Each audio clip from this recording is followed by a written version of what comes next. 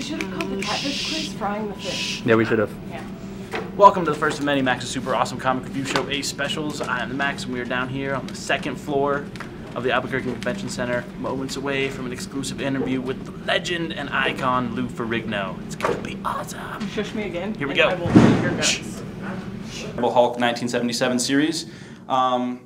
So, I mean, the Incredible Hulk was just an amazing show. I mean, from the characters. It was an amazing show. It was an amazing show. We got lots of exciting questions about it. I hope so. I can't tell you how pumped I am for this interview. But Dr. Banner in the show was a very like soft, emotional kind of man. And then you had to come on the screen and portray like the raging, angry Hulk. Like, where did you get that inspiration from in your life? Like, how did you? Well, what's funny is that before I answer the question, did you know that CBS, they wanted him to call David Banner but not Bruce Banner because Bruce sounded gay? Yeah. We were talking about that yesterday. I didn't know if I could include that in the question or not. Yeah. And also to answer your question, of course, I was David Banner's alter ego. Mm-hmm. And you want to know where I got the anger from. I was the Hulk my whole life. And, you know, we don't know that makeup and all the tension, all the filming. And plus, I have a lot of anger in me throughout my whole life, so I use all that. Okay. And that's what made the creature scary, but likable and sensitive. It was the sensitivity that I made the Hulk likable. So you were a lifelong fan of the Hulk even before. For sure. What do you think it is about the Hulk that makes him so appealing to kids? Because it's got to be Marvel and then the Hulk is power. Power. And also what connects the Hulk is that every one of us has a little Hulk inside of us, so he expresses our frustration. Like for example, if you're ever sometimes stuck in traffic, you just want to smash a steering wheel, if you're making a phone call, if you're frustrated, you want to do a great thing, the Hulk did all that. And it's like the fantasies you have, he lived out your fantasy. Do you own a pair of the Hulk gloves? Yeah.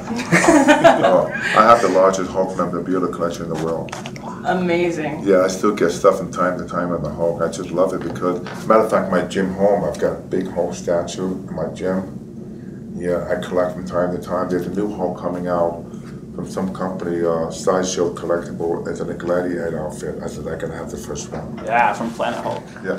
I bet when Lou Ferrigno asks for the first of anything Hulk, he gets it. Yeah.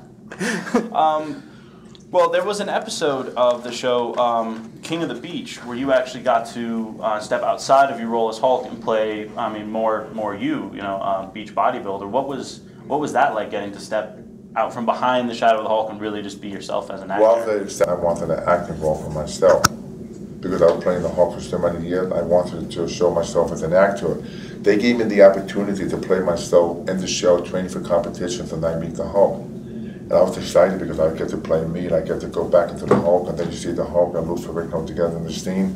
It taught me a lot because over the years, it was almost like acting school for me because working with Bill Bixby and these different actors, I've learned just how to read the script, study the lighting, the cue marks, and how to get into the character.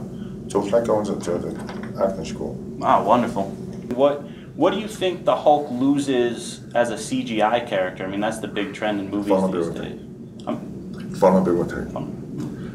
That's why they use my voice for the adventure, and I wanted to use my voice because I know how the Hulk thinks and feels. You see the CGI on the screen with the other heroes like the Iron Man, it worked fantastic. But compared to the original series, it's different because it's human. And very hard to have CGI compare with a human. So that's why on my voice, it meets that almost halfway. Yeah, not only are you now an iconic celebrity in the flesh, but now you're a famous voice actor as well. Yeah, for and the same that, character. and eventually the Hulk saved the day. So now because of the success of what the Hulk did, and Marvel and Disney decided now they're going to make a solo Hulk movie. Wow. A third solo Hulk movie. And I think the next one, if they play the cards right, could be very successful. And I definitely want to be in it too. Yeah. Well, I definitely want you to be in it. Do you stay caught up on any of the Hulk comics? Like, do you have time to read any of those? Not recently, but I remember I had a huge collection when I was young of the old comic. I should have saved them, but I traded for most of the book. Oh, there you go. I mean, you got something out of it. I had the first issue of Hulk. I had the first issue of Superman. I had the first issue of Batman. I mean, I have stacks and stacks and stacks. I traded them all. If I saved them, I'd buy this building right now. Yeah. It's great, and my wife, she's a former psychotherapist. And people always ask her what it's like to sleep with the Hulk in bed. We laugh about it because she's like 5, 6. She weighs like 113 pounds. She's more. Can you bench your wife? Easy. I'm happy for Albuquerque because a lot of the conventions across the country are gaining so much popularity. But especially here, it'd be great to have a place to go instead of having to fly out of the state. Yeah, absolutely. Fans here are absolutely incredible. They get really into it, so you'll definitely see some Hulks. Okay, I'll bet. Yeah. Cool.